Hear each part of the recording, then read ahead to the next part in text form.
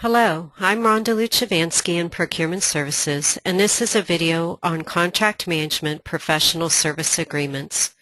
All contract documents and guides are located on a Procurement Services website at www.ysu.edu/procure under the Contract Management tab. You must prepare a professional service agreement in addition to a requisition in eCube if the service being performed will be greater than $1,000. Some companies may have their own contract documents that can be used. These will be reviewed by General Counsel, but Gene Guerrilli is the only authorized signatory for all professional service agreements and contracts other than independent contract agreements. In the middle of the page, you'll find a professional service guide that gives the details of the processes that need to be followed. The professional service agreement is right below that.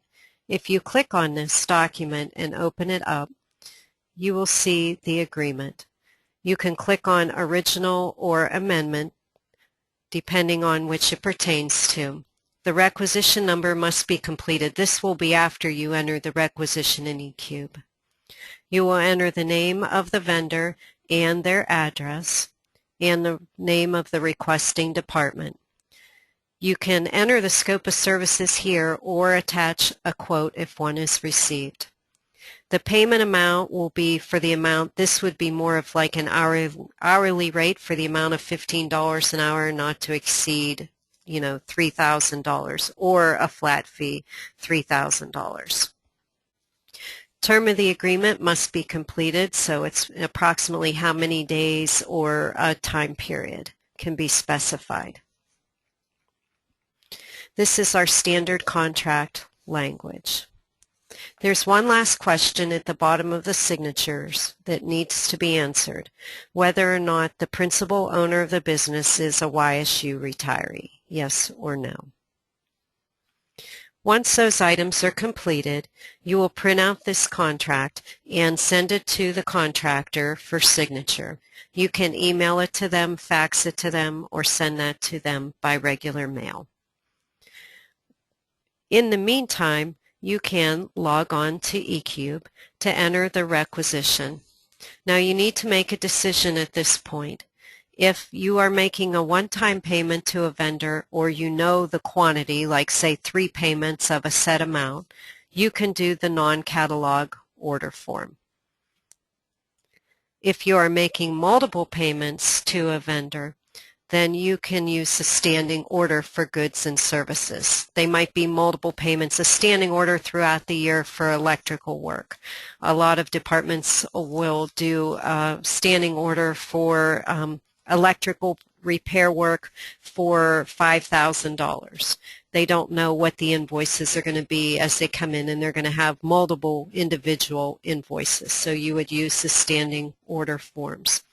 You would complete either one of these forms just like you do any other requisition, and according to the instructions you received in the training.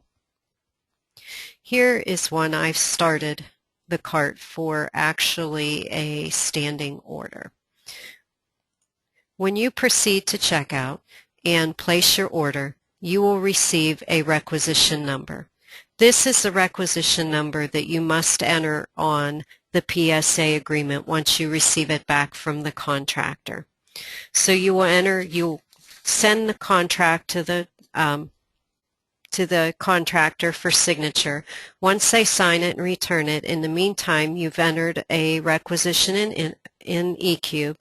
You will have a requisition number. You will put that requisition number on the contract document, and you will send it to Gene Guerrilli's office for signature.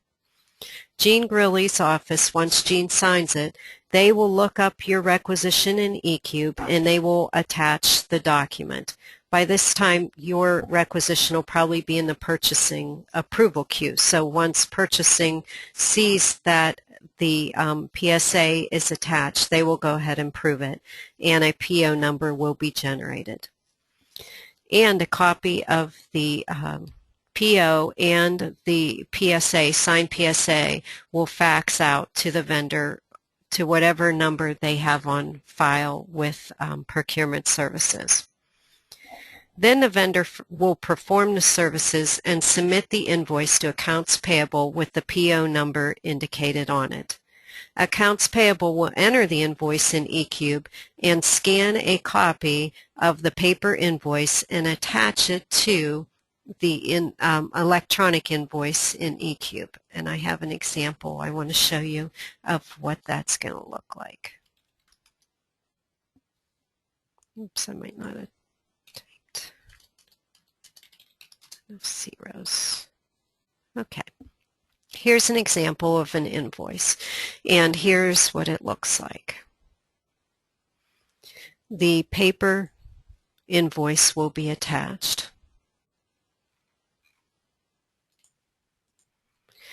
Now, if the order was a standing order like this one is here, the standing order, once accounts payable enters the invoice will go to the financial manager for approval because it's against a standing order. And they'll be able to click on and see the paper invoice.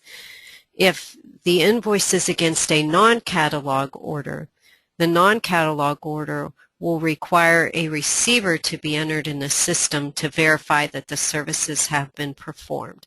And the receiver will be entered by the requester or the financial manager, but the requester is the only one who gets the initial email that a receipt is due.